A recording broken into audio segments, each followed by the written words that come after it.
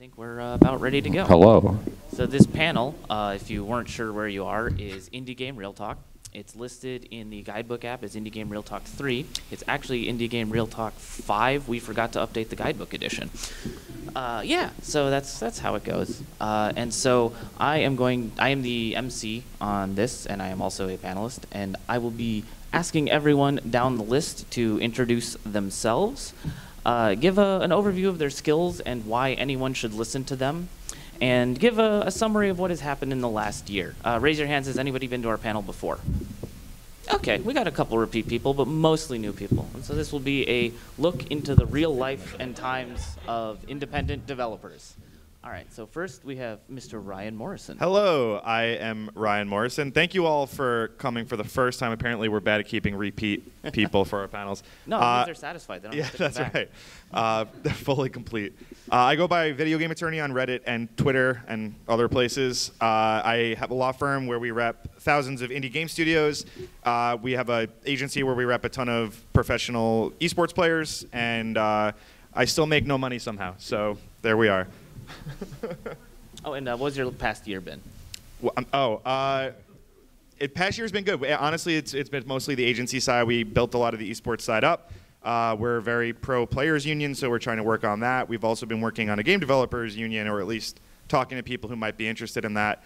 And my law firm, Morrison Lee, closed down. Morrison Rothman has launched with Allison Rothman. And we are kind of redoing our indie packages and structures so that you guys can still afford legal help. And that's where we are. Cool. That was a commercial. Nice. All right, and then we have Phil, also known to the internet as Mountain Dew. Hey, how's it going? Yay. Good morning, everybody. I'm Phil. I'm a game artist, 3D journalist. Do a lot of 3D pipeline stuff, so modeling, animating, rigging, texturing, etc. I'm also known for motion graphics and my YouTube stuff. What else can I do? Yeah, you also got audio. Oh yeah, and then I guess music and audio and all that. So I'm kind of just like a full package generalist, like artist, like whatever comes my way I can handle. I did UI design this year. Yep. Yeah. What was it? I graduated from the Noman School of Visual Effects 4 years ago, and just been kind of hopping around doing lots of freelance, working with him on some games and stuff, taking freelance projects and YouTube, as well as just honing my skills and getting my reel up. And the past year, God, a lot of everything. A lot of copyright strikes. A lot of copyright, yeah. Demonetized twice. Yeah, remonetized twice. Told oops twice. But other than that, just working. Like working on whatever comes my way, 3D, just doing stuff for other YouTubers on the side, and just game dev when it comes up, and this project, that project, and that's pretty much it. All right, and then we have other Phil. Hello, I'm Philip Johnson. I'm the creative director of a studio called Invisible Collective. I've been a programmer. Ooh, thank you. I've been a programmer for about 10 years, working in games. Used to work for Red Storm up in North Carolina, Cary, North Carolina. Then moved down to Austin. I'm a creator of a game called Battle Sloths, which is available down at the MIVS, if y'all want to check that out. So I've been running an independent studio with little to no budget for about 3 years now. And, now I'm working a day job at Panic Button again, doing engineering work, doing like a lot of code dev work there, and doing ports for Nintendo Switch and stuff like that. Yeah, for those who don't know, Panic Button is the company responsible for doing all the really excellent ports of existing games to the Nintendo Switch. You guys did the Doom, didn't you? Yeah, we did Doom, Wolfenstein, we did Rocket League, Warframe. What else did we have that got announced? Don't break an NDA. I'm going to break NDA. I'm going to do it. So, yes. Oh, wait, the past year. What's happened? We didn't do too well on Steam with Battle Sloths, so I'm back to working a day job with Panic Button, and it's been really a great place to be, and I enjoy working there. But we've been spending kind of my night hours working on a big single player update for Battle Sloths, as well as getting the game ready to port. So hopefully we'll see that come to light in the next 6 months or so. All All right, so I am Travis Rupp-Greene. I'm on the internet as Stealthy Moose. The reason you should thank you, Jeff. My skills are really, really heavy in the engineering. I have like the classic origin story when my parents got me a 386 in 4th grade, and I started learning QBasic. I have been paying my bills professionally as an engineer for 13 years now, 7 of which were in games. I worked on a bunch of like social mobile casual stuff, which probably nobody has heard of, but I think I calculated it and I clocked in about like 30 million people have used stuff that I like architected or had a really big role in. Since then, I founded Albino Moose Games with my best friend and business partner, Sheena, who cannot be here this time, unfortunately. But we replaced her with Randy, who's got a better beard. Almost. No, yeah. So the past year has been really wild because we started off the year saying this is the year we're going to port Spookies to consoles. And then we promptly got sidetracked by several different contracts. So 2019, this year, we're going to get Spookies to consoles. Yay! It should happen eventually. And yeah, it's just been a wild ride of contract work that has led to some very strange places, but overall not bad. All right, I'm not Sheena, but also known as Randy Greenback. I've been working in the industry for 25 years this year. Started out working on games like Command & Conquer, Red Alert, and stuff like that, and continued on doing game design for Rainbow Six, Ghost Recon, Ratchet & Clank, and many others. Lately, though, I recently worked on Friday the 13th, the game, and Battle Sloths as well. So I've been doing AAA games, but also a lot of indie stuff and really super indie side projects as well, just for fun. And so yeah, that's us. The format of this is now that you kind of know who we are and what our skills are, we aim to answer all of your questions about indie development in a no bullshit way. So if anybody has a question and wants to get started, we have a microphone right here. Please form a line going back that way. Against the wall. Yes. And while you're doing that, I will say that I am not your lawyer. I can't give you specific advice. If you have a question, keep it super general, or I have to tell you to go away. If they give you $1, do you become If you their give lawyer? me no. In fact, that seems even sillier. But what's crazy is if you have a consult with an attorney, they still owe you attorney-client privilege. You don't even need to give the $1. So that's why I'm making it clear this is not a consult. Keep your stuff super general. And we're actually ethically not allowed to answer specific stuff, but I will be brutally honest about everything else. Just keep it super general. Yep. So, all right, sweet. That aside, what's the question? So my question is about, you said you worked with AAA games while doing your own stuff on the side. I have a friend super interested in labor law and how even if you're working on the side and working for a AAA company, they can still take your IPs. Could you elaborate on that kind of situation a bit? Oh, one quick aside. For people who don't know, usually when you sign on with a big company, you sign a piece of paper that says everything that you ever do or think of while you work for them, they own. Whether that's defendable or not is a Morrison question. So how do you get around that? Because you said you're still working on your own stuff. It just depends. Like sometimes you can refuse to sign, and they'll allow it up front. Like it has to be a special case, and they have to really want to employ you, and you have to usually provide a list of things you're currently working on. And there's like writers where you can't start new projects, but you can continue to work on what you already have been doing.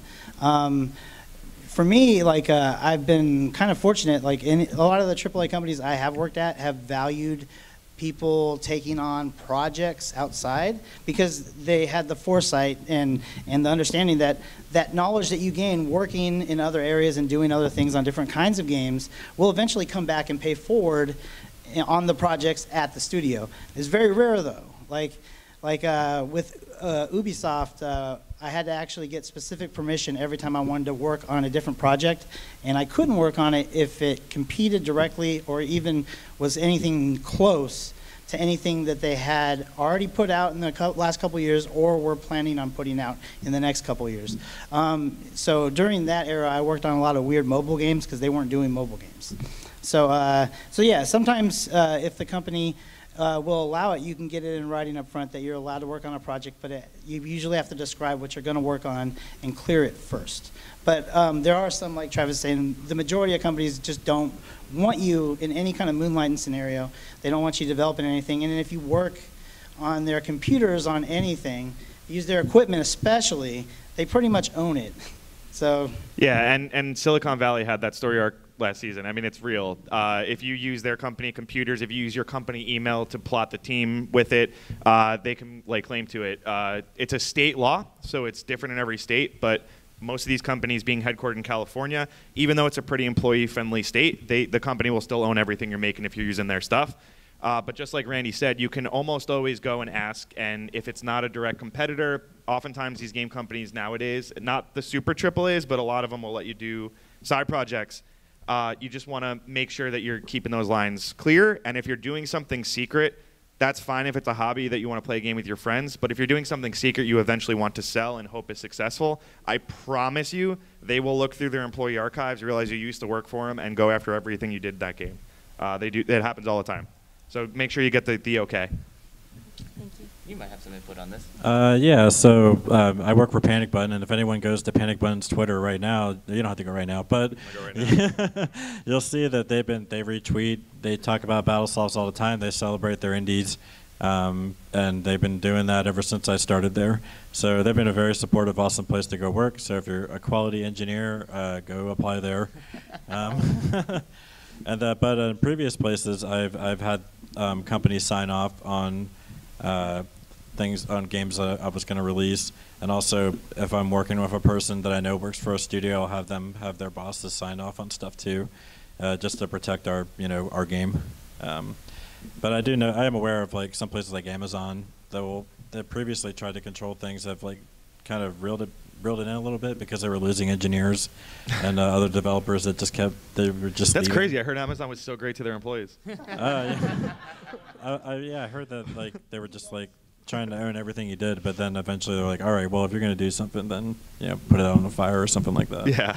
Yeah, and you talk to HR, and they talk to legal usually in these situations. So that's the process. Also, if you have an existing LLC or company, it's a lot easier to fill out that prior inventions form and get the okay. Yeah, if you take your stuff seriously, they will too. Yep. Hi. Yeah. So my day job is I'm a public high school teacher. Thank you for your service. Yes. Oh. So my students have managed to find videos of me from 9 years ago that don't have my name attached and stuff like that. So I'm working on a little passion project game that I would like to release, but I want to do it totally anonymously. I don't want my employers to know about it. I don't want my students to ever know that I'm attached to it. I just want the game out. And I just want to ask you, how feasible do you think it is to release an indie game totally anonymously, but still use a service like a distribution service like Steam, which I know asks for your information? So Steam doesn't really publicly display your information. For what you're talking about, I would recommend itch.io instead, because that's just username and password level that you can go. I imagine, are you charging for it? Maybe. Okay, so if you're charging for it, they will need your personal information because they need a bank address and things like that. Yep. But you can always set up a company, and if with a good attorney or a good Google search, you can figure out how to set up a company with a registered agent. A lot of states protect your anonymity, which is a word that I think I just nailed. Normally can't. Thank you. And yeah, so we represent a lot of cosplayers and people like that who don't want the world knowing their real name, certainly not their real address. So there's a level that you can get to that is the most anonymous, but you're never going to be 100% anonymous. If someone's trying to find you, they will. Right. Phil, you were anonymous for a while, right? Yeah. Yeah, right. Both.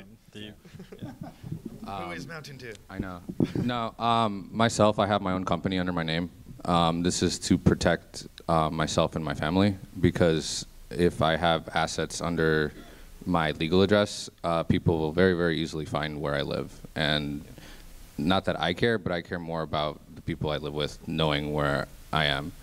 That being said, probably going and creating a company is the best way to go.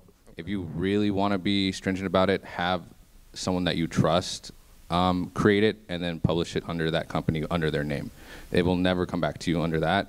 Just make sure that you do all the right contracting on who owns what, or they're just going to own your game. And if you get in trouble with them or they don't like you anymore, they can just walk away with all your money.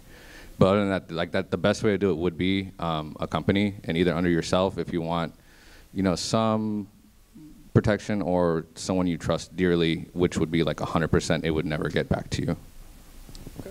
Thank you very much. Yeah. Appreciate it.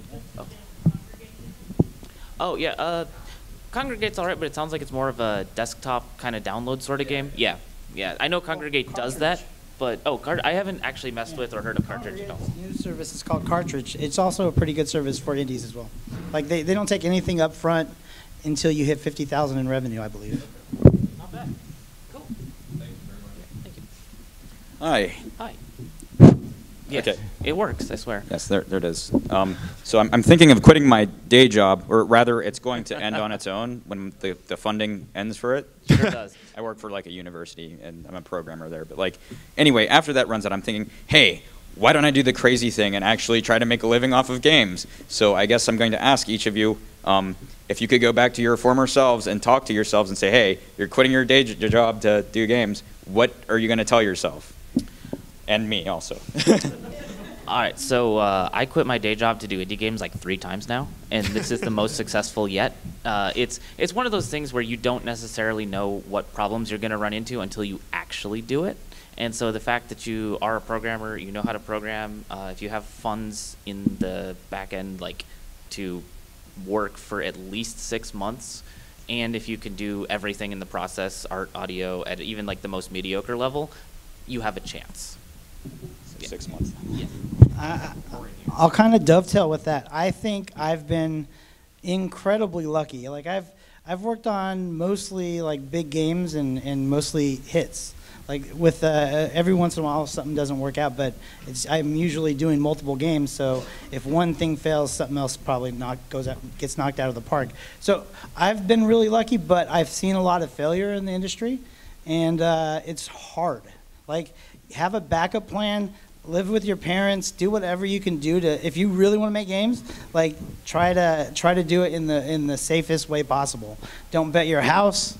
Don't sell all your cars and live in a shack for a month or two. Just to get things going, because it might not work out. In fact, it rarely works out. Like, to be fair, like very few people make a return on their money, and it's getting even worse and worse these days. And there's just a glut of games. Yeah, and the reality is your first game probably sucks. So, you have to be there long enough to fail with that one and then make a better one. And you have to do it the right way.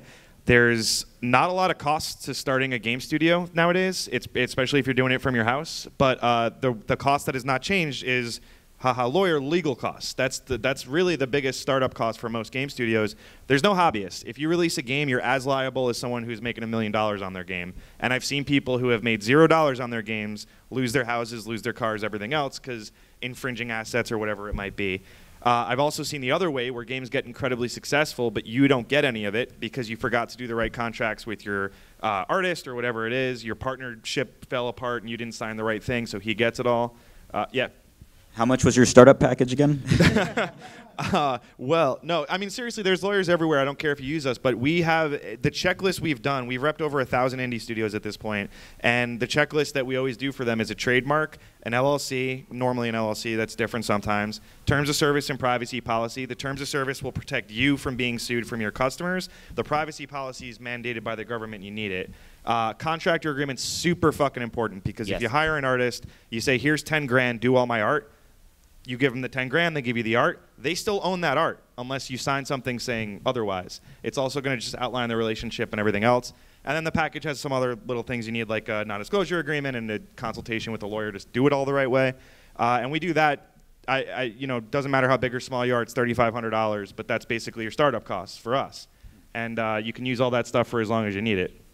And if you want some hard numbers real quick from my experience this time around with Albino Moose Games, we made Spookies HD on 20 grand that I had in the bank plus 10K of credit card debt. Last year I made, sorry, not last year, 2017, I made 16K. Last year I made 24K. That is down from my career high as an engineer of 180K. And that's a successful game. Yes. So, yep, I'm living off of it. So, like, your situation sounds like what had happened to me is that the company I work for shut their doors, and I had to decide whether I was going to look for another job or just kind of commit to getting Battlesofts out. So we had a publisher lined up, and it seemed like it was a pretty good gamble. I would highly recommend to just maybe, like, I've lost my entire life savings making this game, so, like, I can't highly recommend it. Maybe you want to, like, have, like, a cutoff point where you say, like, hey, like, if I hit this limit, then, like, get a job. Because eventually, like, I had to blow the emergency whistle, and, you know, the guys at Panic Button hired me right away within, like, a week of me looking for a job. So it's opened more doors than it's closed. I'm glad to have done it, and I probably would do it again.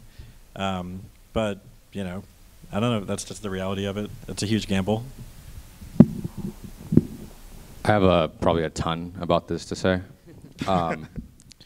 Doing this is going to be a gamble, and you should probably have 6 months to a year worth of money and realize that you're not going to make any money during that time. It's kind of like opening a restaurant. You know, they open and close all the time. You just have to run it right. That being said, don't do it to make money because you're going to be miserable. Just like he said, he's worth like 160K yearly in SF, right? No, 250. 250. And he just gave you his numbers, and it's because we want to love what we make, not because we want to be loaded. And it's something you need to realize, like, because you're not going to make a lot of money at the start, and you're not going to release the Shovel Knight. You're not going to make, you know, 10, 15, $30 million. Very, very few people do that. It's like becoming a big YouTuber or something. It's either you have the greatest game ever made or you get very lucky.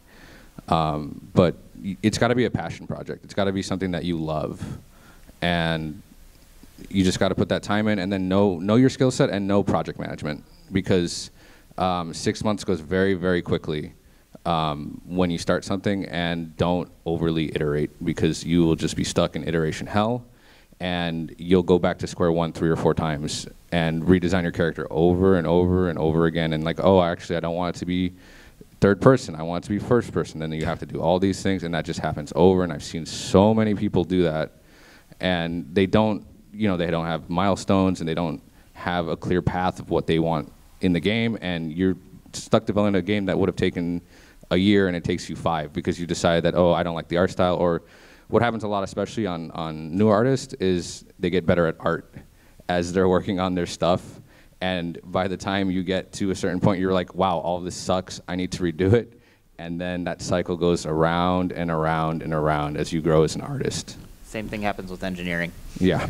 But in all seriousness, anyone telling you to do it, like, yeah, quit your job and go do it, despite the name of the panel, is probably not giving you the best advice, because the chances of it being successful are very slim. It's what Phil just said. You know, it's a crapshoot on who makes it. But if we're dissuading you by telling you not to do it, you're probably not the right guy to do it, and that goes for everybody. You know, you have to really be able to get through the negative feedback, the criticism, and everything else. Not a single person said I should quit my lawyer job and start my own law firm. Not a single person, I'm sure, told you to throw away $250 a year. You know, you know, we're here because we don't give a shit what anyone told us. We knew we were going to make it happen, and we all are now. So you have to be that right mentality and do it.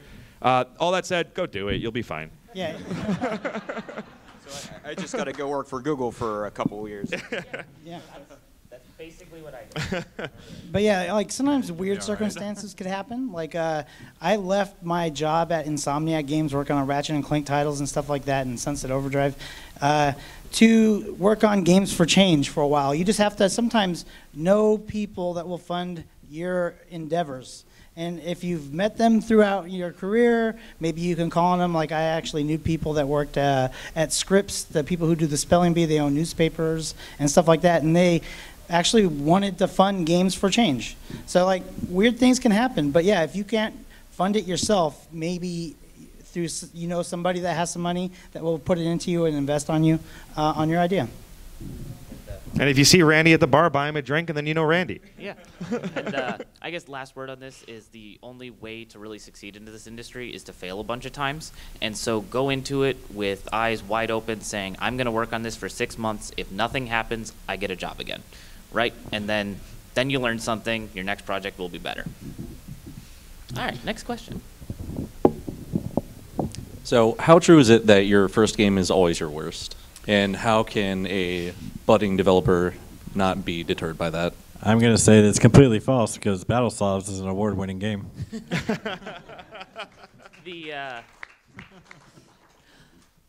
The real answer to that, I guess, unless you make battle sloths, then you're fine, is that everybody, and I'm sure everybody on this panel, has their North Star project, the thing that they wish they could work on, that they could get bajillions of dollars for, like that kind of thing.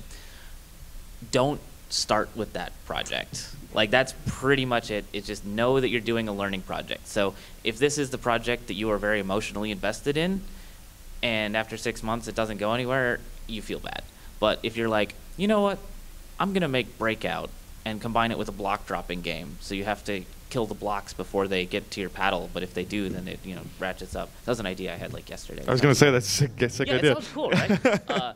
And if that doesn't work in 6 months, then you're not out anything, but you learned a lot. Yeah, and I assume game jams would help too. Oh yeah, game jams are an excellent way to get started, but not any game jam. The specific thing that you should be looking for game jams is judged or juried ones, because getting feedback is one of the hardest things in this business. Like, everybody wants to be a game dev, and they're like, hey man, play my game. And then they play your game, and they're like, yeah, it's cool. It's like, ugh, okay, what do I do with that? But if it's like, hey, this, and this are good, this, and this needs work, that is feedback that's actionable, and you're not usually going to get that from your friends unless they are also game developers. And do your own shit. Everyone here is creative, and everyone here is in this industry because they want to be creative, or they are. Don't make a Star Wars game to learn on. Everyone does that. Everyone comes to me. No fan games. Yeah, fan games are illegal. I don't care what you read on Reddit. It doesn't matter if you charge for it. Fan games are illegal. They are infringing 100%. And then every single day still at our firm, we get at least 5 phone calls saying, how much do I have to change it? I made a Star Wars game. How much do I have to change it? I was at your panel, don't worry. Yeah, just don't start with a Star Wars game. Make your own stuff for real. I mean, you could make the next Star Wars. Ooh, but seriously. No, I'm not. Yeah.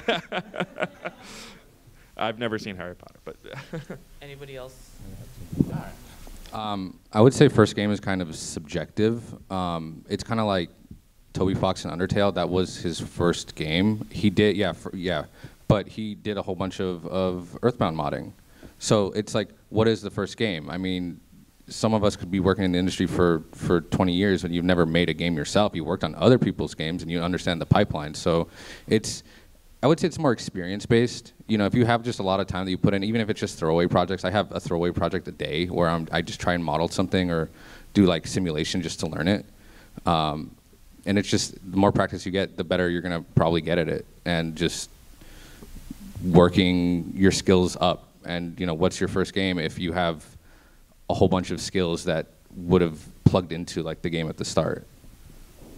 Yeah, I think Toby Fox also did a bunch of other random bullshit that he never shipped to. Yeah, for like 5 years. Yeah. Like before Undertale. But good question, thank you. Yeah. Hello. Hey. So my question's a little bit more on the business process side. In terms of the roadmap, about what time would you say that you should create an LLC or like set up a company to protect your assets when you're planning or setting up the game, that kind of thing? I mean, everything is budget. Everything depends on your budget, but the right answer is you should set up an LLC the second you're starting a business. The right answer is you should put in a trademark the second you have a name you like, because you can file intent to use and protect it for up to 2.5 years that gives you a 2.5-year window to release and still own ownership of that name and backdate it.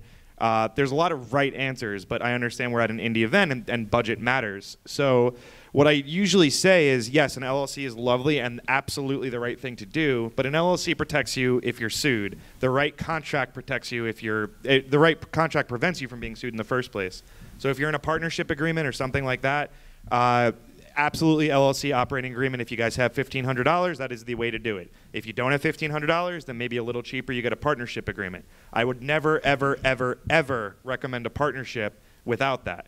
But what most people don't realize is if you and your buddy are working on a game, you are a partnership. Under the eyes of the law, not only can you bind him to agreements he doesn't even know exist and vice versa, but you both co-own the game, you both can put the game out, It's not that you need each other's permission, it's that you both don't need each other's permission. A partnership is the most dangerous thing in the world.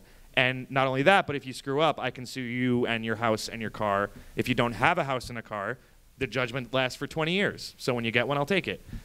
You know, just you have to be really careful about that and think about $1,500 now versus ruining your life later. And I think an LLC is a pretty smart thing to do up front, but that's a big cost. So you guys might all disagree.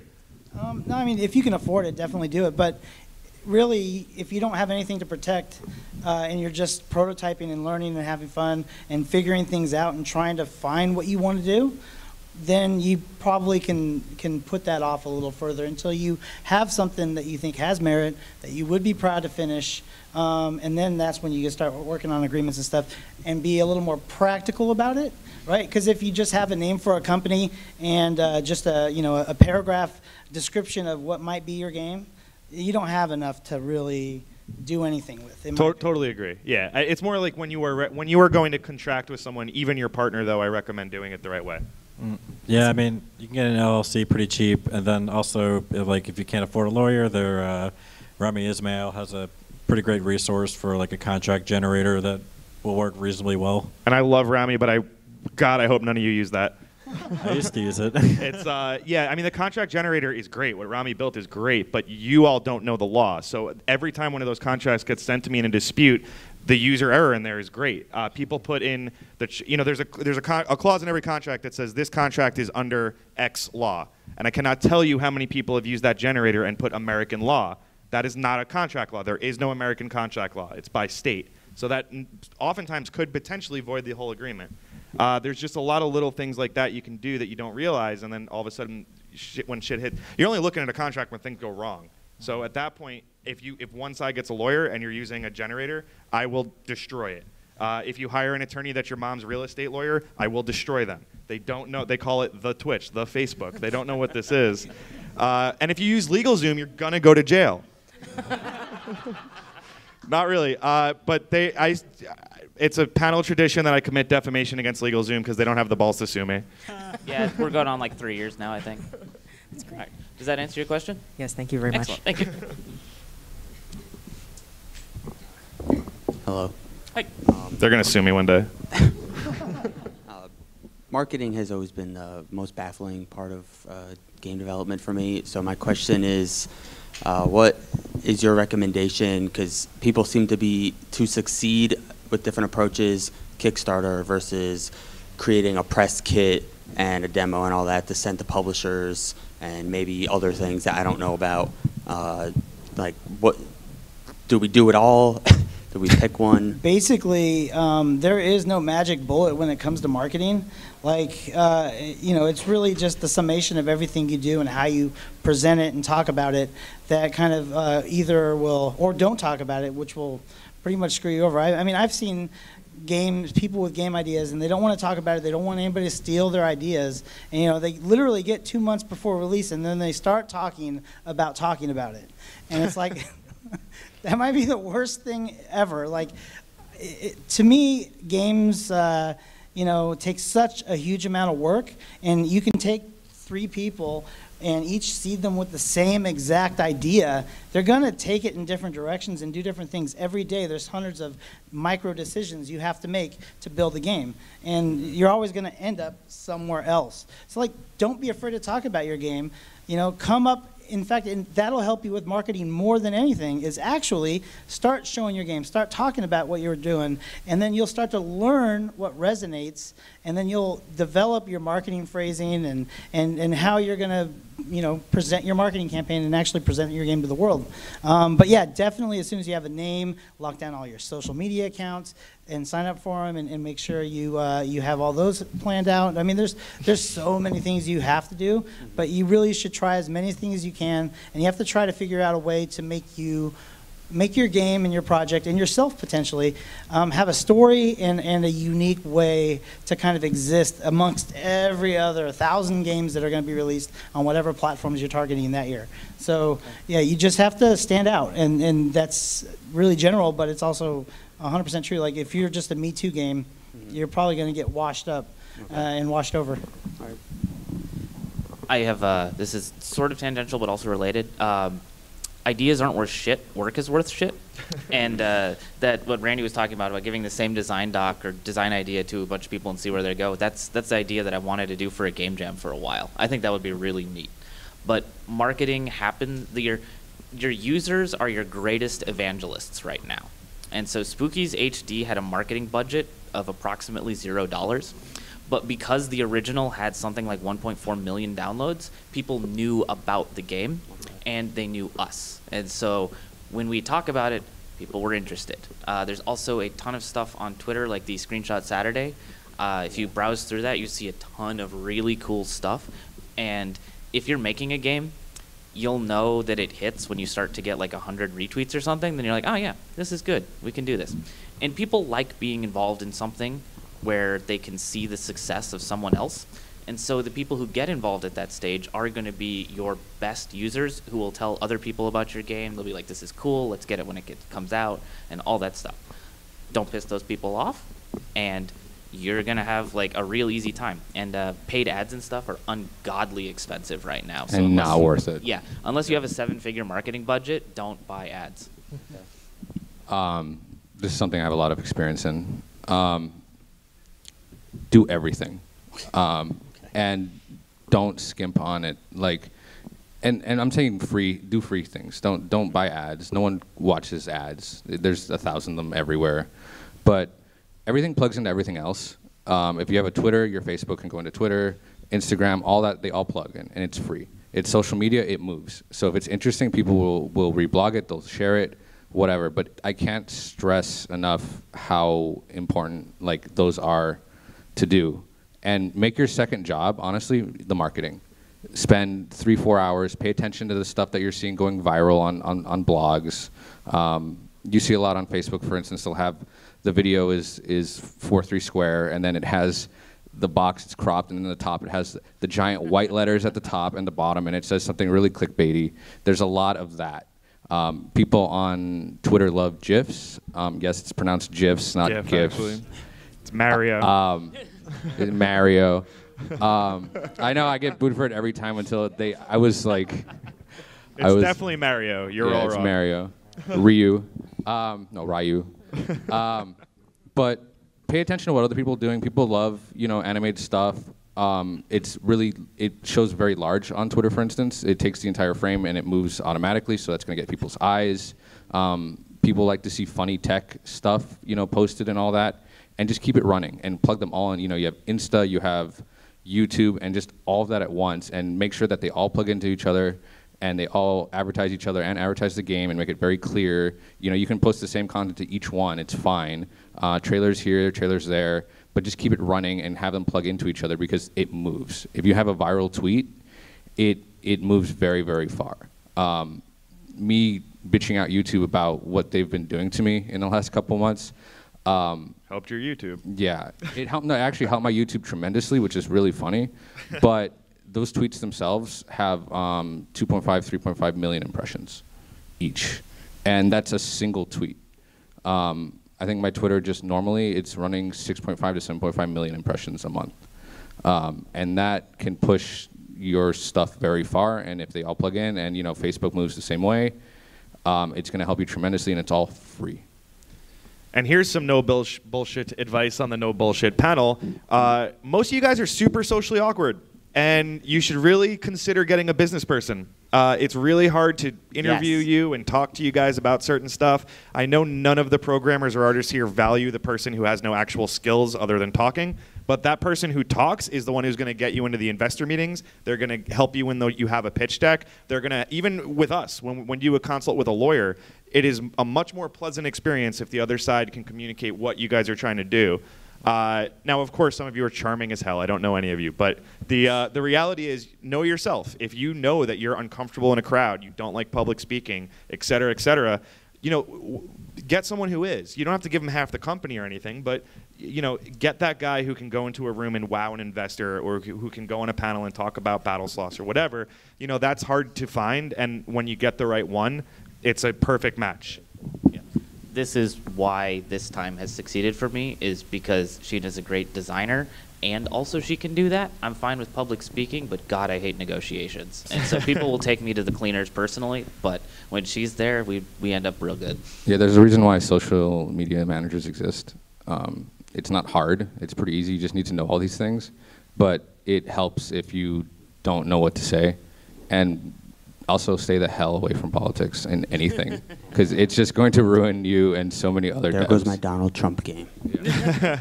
And the last thing to that is when you're hiring a good negotiator, I don't know how you did it, Travis, but when you're finding that person to be your biz dev or be your negotiator, basically, they're going to out-negotiate you. Don't just give them half the company. Don't just give them whatever they ask for. That's what they're there for. That's their job. Either get a friend in the industry, ask them what's standard, or do hire your own attorney or anything like that. But get the guy who's so good you want to give him half your company, but then don't.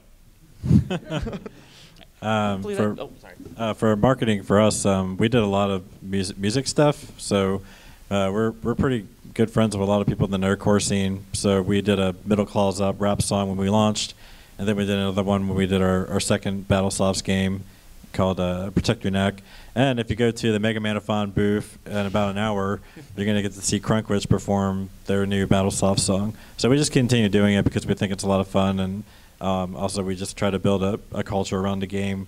And this is why our game is so much fun to bring to MAGFest. Does that clear everything up? Yeah, that was a good answer. Okay, cool. I think it was a great fucking answer. Yeah, it's a great fucking answer.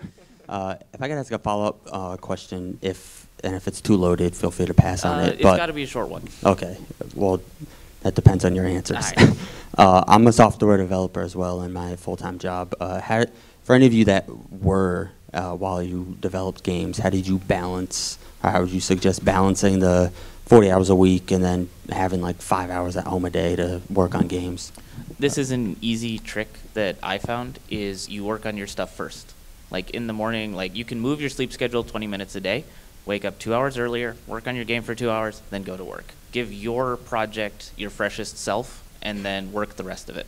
Okay. I capped my indie at like 20 hours because I was just like, all right, if I try to work every single night on this game, I'm gonna go crazy. Okay. So I would highly recommend putting a limit on it and making sure that you're still doing things like enjoying games yourself, or going to work out, or hanging out with your friends, or just doing nothing. Doing nothing is amazing. Thank you. Yeah. Hello? Hey. There we go. Nice. So I'm more on the art and writing side of things. That's where my skill sets are. I've attempted coding before. It doesn't tend to go well. What could you recommend for someone who is more on that side of the pipeline to do? Should I try to learn coding, even if it takes me a billion years, or should I try and find a programmer to help me out? There's so many tools these days to make game creation approachable to people with your skill set. RPG Maker's great. People like to shit on it, but people can't tell when an RPG Maker game is an RPG Maker game if there's good art and writing behind it. Game Maker Studio is incredibly good these days. Toby Fox is not a programmer, and he made Undertale in it. And I would stay away from Unity or Unreal. And if you just want to get your feet wet and get something out there, Twine is an excellent resource because it's basically a visual novel generator. And so you can provide art and writing, get something out there, get some feedback, and that will tell you where you can move from there. And you can build hype from previous projects. If you're like, I'm a writer, this is what I wrote, you will be much more attractive to programmers. Okay. Anybody else got anything on that? I mean, I don't know how to code. Okay, cool. All right. I mean, Phil's an artist who doesn't code, right? Do you code? No, I don't code. I'm actually kind of the opposite on that spectrum. I am really good technically, but more of the programs themselves, not code, and I lack artistically. The best advice for that is just kind of power through it if you really want to learn it.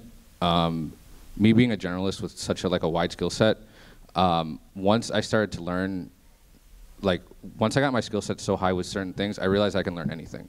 It doesn't matter what it is. It's just it's gonna suck, like really hard at the start, but once you hit that point where it's like, I kind of understand this, it's going to just magically you're just going to start going and you're not going to stop.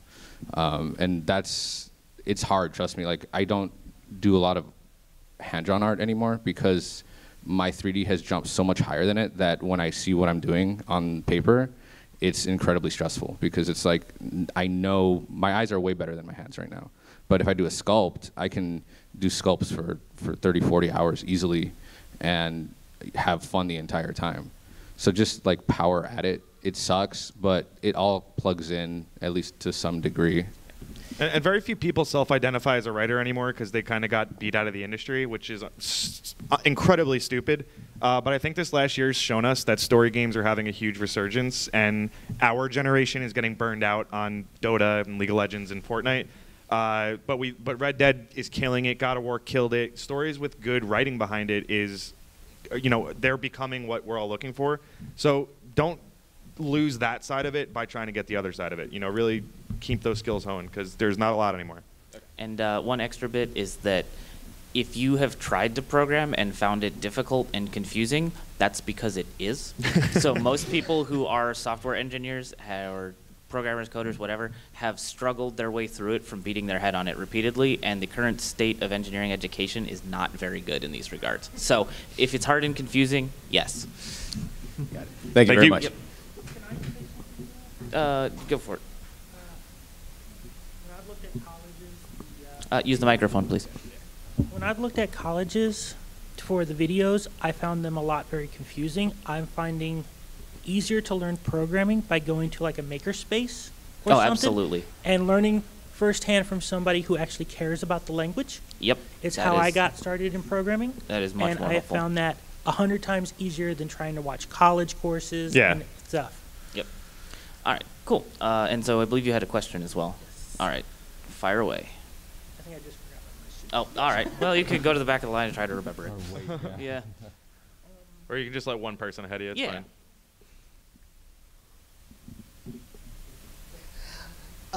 So it sounds like most of the developers on the panel have lots of experience in the video game industry, and I was wondering if somebody's a developer but they're not really hooked into the video games business community in any way, how much of an impediment do you see that as being, and do you have any suggestions for overcoming that? What worked for me is my skills were very back-end heavy, server stuff, and the casual games industry needed a shitload of that. So I was like, hey, I can run Apache on Linux and configure things and also program back-end services. And they were like, you're hired. Yep. And SF is huge for that. Raleigh is coming up. Austin's also big for it. And so there's a lot of hubs where these places live. Find a niche and network. I mean, come to things like, if you're saying, how do you meet more people, basically, this is how you do it. I mean, you show up to these things. Yeah. Go to GDC, go to any kind of events, and just be ready to talk, but do it genuinely. Don't go there to hand out your cards and get numbers and just, flim-flam people and try to get them to remember you. Like, actually care and become their friends and see it, because you're going to see them at other events, and then that's 100%. When you can actually make real deals and get real help. The reason I didn't know a single person in this industry when I started, I went on Reddit and was doing AMAs and helped people for free basically for a year because I enjoyed it and I genuinely liked this industry, and I think kind of they saw it wasn't a sales tactic, and that's how I made a lot of good friends in this industry, and it's how I stayed in this industry. Same thing, if you go to the W Hotel at GDC and you just chill there and don't hover. If someone's with a client or their best friends, don't try to join that circle, but do go up and say hi. Jokes aside, buy them a drink, and that's how you meet these people, and that's how you get to know them. I quite literally did that, and it's how I know a lot of the industry now. Yeah. And you'll probably find tons of meetup groups just in your local area, so just go find those. Thanks very much. Yeah. So my question is a little closer. My question is sort of a legal one, I guess. Every game anybody makes is inspired by something else, most likely an anime, another game, something. How far different does it need to be before it can't be considered copyright infringement? So the simple answer is the test for copyrights is substantially similar. The test for trademarks is confusingly similar. What does that mean? No one really knows. But The reality is, if you look at Friday the 13th and Halloween, that's the example I always use. They're both really tall, doofy white dudes in masks that murder everyone except the virgins. So that is the same thing on paper, but if you watch either movie, you don't really see the other one. If I look at yours and I see what inspired it, you're probably too close. And that's the good litmus test that you guys can do without paying an attorney to tell you. Does that answer your question? Hey, I guess. Okay. All right. That's what I strive for. Yeah. And your service, how much is it? $1 million. No, I'm kidding. To clear a copyright thing, we would normally do it hourly. And, you know, again, I'm always happy to give discounts, and we can always talk. Shoot me an email, and we'll figure it out. Because I'm looking to start an LLC on my first game, which is, even though it's my first game and it's only 40% complete, it's already getting people donating. Oh, that's awesome. Congratulations. Yeah, That's a great step Yeah. in the right direction, Yeah, for it sure. is. Excellent. Hey, okay, so is this sound good? Yeah. Okay, cool. Yeah. So I'm working on a game right now, and what I've noticed is that it's difficult to share screenshots that leave an impact with people, but when other people see the reactions people have when they play my game, they're more interested in the game, and they're more likely to play it. So I'm trying to understand, like, how much better can I market something, and how should I market it with a $0 budget if screenshots just aren't cutting it? GIFs? GIFs, yeah. GIFs, and you can always edit in a reaction shot after you show a gameplay sequence. So you can put a camera, record people's faces, and then record the gameplay, and then show picture-in-picture or one after the other, however you want to do. Right. If it's the reactions that matter, then that would be what I would recommend. Travis said Screenshot Saturday earlier, too. I think that's such an undervalued thing in this community because I post every Saturday I can. I post Awesome. GIFs still, stuff like that. because that's how I just find games to play. I mean, there's not a lot of likes and retweets on it necessarily, but there is a lot of people scrolling it. It organically trends a Right. lot. So I would definitely stick with that and turn it into some GIFs if the reactions work. All right, so since I can't always go to conventions, what do you think is the best way to get somebody who can play my game and have a reaction to it? Something like that. Streamers. Like, Oh. there's a key mailer and stuff like that where you can get keys for games in the hands of people that are interested in playing it. That's a real tough business to bust into, but it's kind of your only other option. There's probably local stuff, too. Like in Austin, there's, like, Juegos Rancheros, I think. Yeah. And people meet up, play games. Right. I mean, you can do something as simple as like go set up at a mall or wherever, where there's people in the public, and take a laptop and talk to them, let them play your game, and see what they think and get their honest feedback. Like, you'd be surprised that people, if you just ask, they'll sit down and give you 5 minutes of their time. Right. Okay. Yeah, thank you. just find like a bar and just ask if they'll let you set up your game on like a Friday night or something. All I right. got kicked out of a mall by security for doing that one time. Thank you. Thank you. Hello, stranger. Hi, I've never met any of you before. I have a very specific legal question. Why? No. No. So, over the course of your careers, as long as it's not under NDA, what's your favorite and least favorite thing that you've left on the cutting room floor? Oh, jeez. Oh. Yeah. It's funny. I was just talking to Dave Oshry in the audience about doing a panel at 1 a.m. and telling my honest story about the Candy Crush thing. But I wrote a whole story about the actual what happened with the Candy Crush thing, and I wanted to share it, and then I almost hit post and then didn't. But it was good. I wish we had kept the chainsaw in battle sloughs. I agree. We'll put it back Did in. you come up with the chainsaw? No. I iterate on everything excessively, so nothing usually ends up getting fully left on the cutting room floor, where it's just like, okay, that didn't work, let's twist this, let's try this. And so I can't really think of any specific example of something that isn't in there that was something that we thought of. Yeah, and just because something got cut, from one game doesn't mean it could go on into another one. So, like a lot of my favorite ideas, I kind of hold on to and kind of catalog mentally to store them in my head. And when they make sense to kind of bring back, even with a different twist on it, I do that. So there's been features and like asymmetrical multiplayer. It was like one thing I've been wanting to work on for years, and I was doing a lot of stuff at Red Storm, working on asymmetrical multiplayer game design. It didn't actually get greenlit, but later on, that passion still stayed there, and some of the core conceits and concepts kind of got rolled into Friday the 13th. So. Yeah, I have like 10 to 15 Google documents that are just full of bullshit that I'll get to eventually. Very short follow-up. 5 words or less, how do you control feature creep? No. Very intense planning sessions. One to spare. Hey, I just had a quick question about pricing points for games. Oh, boy. I know I'm friends with a lot of artists who do gallery work, and one of the things they run into is constantly in the fear that they're undervaluing their work, but also scared to overvalue where no one will purchase anything. And the same is true in the games industry. What are your thoughts or advice on pricing your game, and also plans like discounts for early access and things like that? So I know a lot about this. The rule of thumb that I've been using recently is you have your expected path first playthrough to completion. Take the number of hours that is, multiply by 2, round up, put a $sign in front of it. So Spookies is a 4-hour game, $8, $10. For sales, the only way you know that is through gathering analytics data yourself. With all the sales that Steam does, I found out that mathematically, even though we sell less copies at a 33% discount, we make more money than at a 50% discount overall. And one of the interesting things right now with digital sales is that if you show weakness in the face of consumers in terms of your pricing, they will never forget it.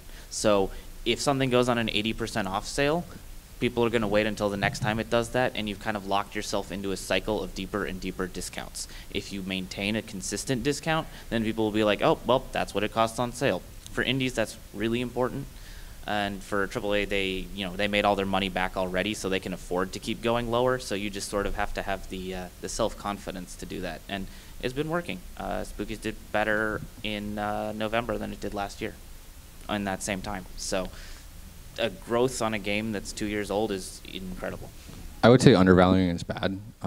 If I go on the Steam store and I see a $2 game, I'm not going to think it's a good game.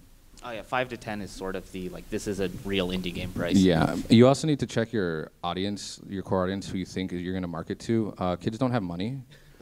That's why Five Nights does well, and why Fortnite is the biggest game ever is because it's free.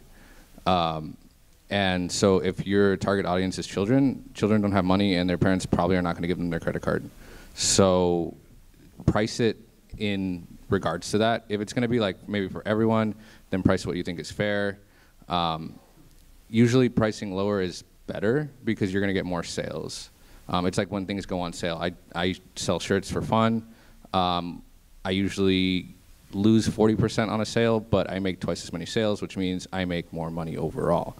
So it's just kind of like, and then what you said about the amount, how long the game is, and then like I said, just the audience and how much you think they're going to pay for it. There's also like no real hard and fast rules about this because I think Stardew Valley is probably the most value I've gotten out of a game in terms of hours per dollar. But other games, like I think I bought Portal when it existed. That was the thing, right? Yeah. But that was also some of the most satisfying dollars that I've ever spent. So it's not a hard rule. Yeah, there is actually one perfect price. It's $16.66. For dusk. Just put in more microtransactions.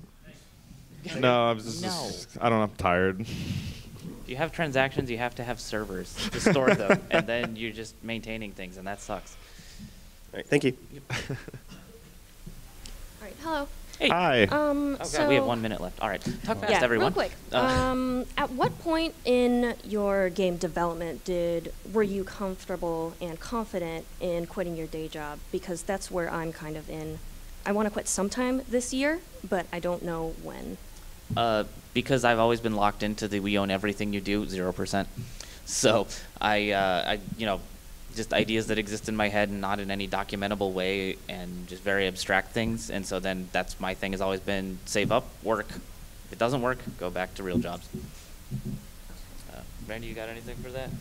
Can you repeat the question again? I was staring off. It's fine. At what point in your indie game development, outside of work, were you confident in actually quitting your day job?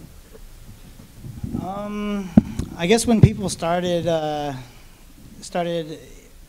basically, you could never be confident. Like every day I worry, like the wild ride could end, and I can have a series of flops.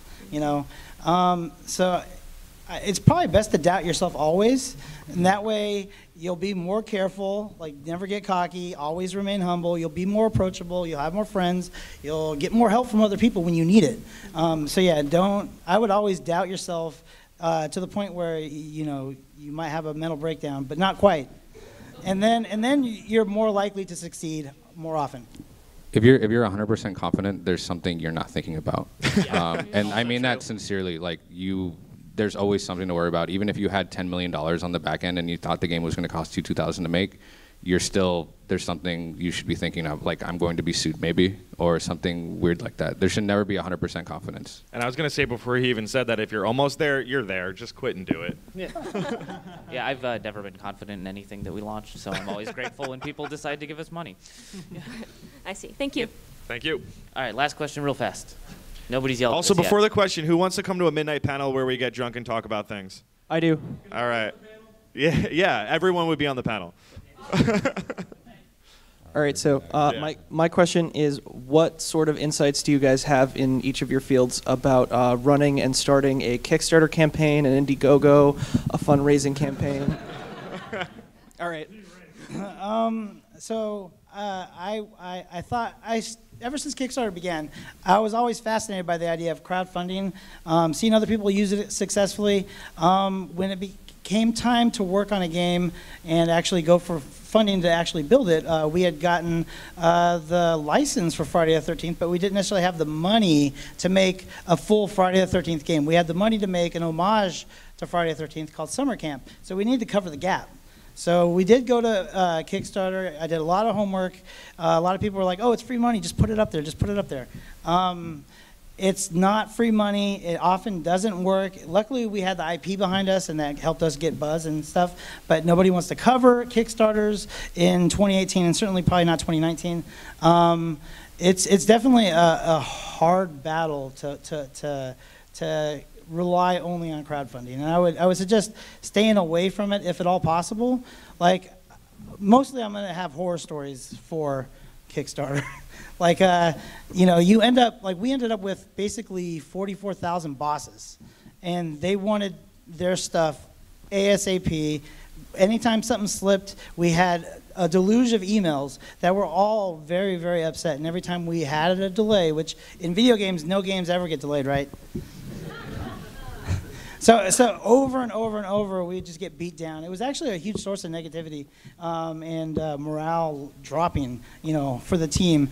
So I don't know, like if you can avoid it, don't do crowdfunding. But I mean, there are examples. If you build up a name for yourself, or you have an IP, or you have a strong team behind you that you can kind of parlay into interest, or everybody's worked on a lot of games that people were fans of, then I would say, yeah, you might have a chance. But Kickstarter runs on nostalgia and past accomplishments, pretty much. And one other thing, yeah, one other thing on that too. I mean, it's another kind of shameless plug, but even what your rewards are can get you in legal trouble. So almost every lawyer does free consults. So you can go to me, you can go elsewhere. You should definitely go to me, though. I'm the best. This is attorney advertising. But in all seriousness, just know what you're doing. It costs you nothing to talk to a lawyer, and it blows my mind how many people get this far into the process without talking to one, when you could have saved yourself nightmare after nightmare. Yeah, and to kind of elaborate a little bit on what Randy said, I remember there was at one point I was trying to talk to you on Discord, and you said you didn't use it because people would just add you to Discords and yell at you. Yeah. But it's the thing that I find really scary personally, and why we try to avoid it if at all possible, is that when you are kickstarting something, you are selling the idea in that person's head on what it is. And if you miss that, they're going to be mad, and they're going to come at you and yell at Twitter and call it a scam and all that stuff. And so I would much, much rather fund everything completely internally when possible, or with people who know how video games are made. Yeah, Kickstarter's been kind of damaged over the years by a lot of people not delivering. But overall, I would suggest probably hyping it up first. A lot of, here I'm working on this game, and then all the things I said earlier about social media, all that, have all your networks. And then when everyone's really hyped, throw the Kickstarter out, because it's a 30-day thing, and if no one has heard of it or no one cares, you're not making that money. And people will notice a failed Kickstarter coming back, and it's going to look really bad on you. So do all your marketing first, hype it up, work on it first of all, and then once you have something cool and everyone seems kind of hyped, throw it out there, and then if people want it, they'll pledge to it. If they don't, that's the end of there. And having a demo or something concrete that people can actually interact with helps shape their expectations, and then you get money from people who might know what they want. And probably the one last piece of advice is ask for very little and less than you need, just so that you can get over that hump, because another big factor is social proof. Like, you want to be, and people like to back things that are winning and that are going to succeed. They don't want to waste that 5 minutes it's going to take to back it just to have it canceled at the end of the month. Like, everybody's time's too precious. There's too many other things. You can watch Netflix. You can get on Twitter, and shitpost, right?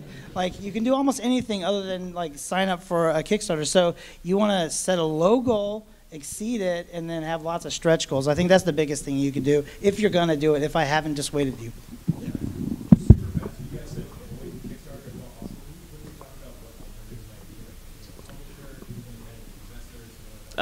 Basically what you just said. Publishers, you want to have an actual build that you put in front of them. Like, they need to be able to play the game, and publishers see a shitload of games. And so you need to be instantly differentiable.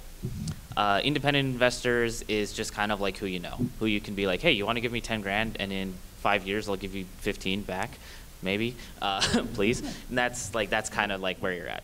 It's going to be friends or family. It's really hard to get an actual investor to talk to an indie nowadays, because of how many indies then immediately go to Twitter, Reddit, elsewhere, and say that guy stole my idea, even though they didn't. It's you just pitch something. It might not have been that good a pitch, or maybe it was, but they just had something else in the works similar or different, and it's turned into a huge headache in Silicon Valley. So the angel investors, the VCs, everything else, they just don't want to talk to you guys, and they will not sign NDAs. There are ways around that, of course, but yeah, it's a friends and family type investment. And venture capital is fucking scary, and I would recommend avoiding them completely, because they own you. And if they decide that the game idea that you've been working on for 5 years isn't what they want in their portfolio, and they want you to completely pivot and change direction and do something else, that's it. You either do it or you get voted out of your own company and lose all your IP. I've yet to meet a VC that's not using you. They want 6 to 15x, and they want you to die during it. Yeah, and games are more like 105%. Right. Yeah. Forgive me if I'm wrong, but isn't that what happened at Telltale? I believe so, yeah. And so, like, all the San Francisco companies, if you see weird shit happen, that's why. It's because VCs had them in a vice. Yep. Cool. Thank you for coming, everyone. Thank you. I appreciate it a lot. Thank you.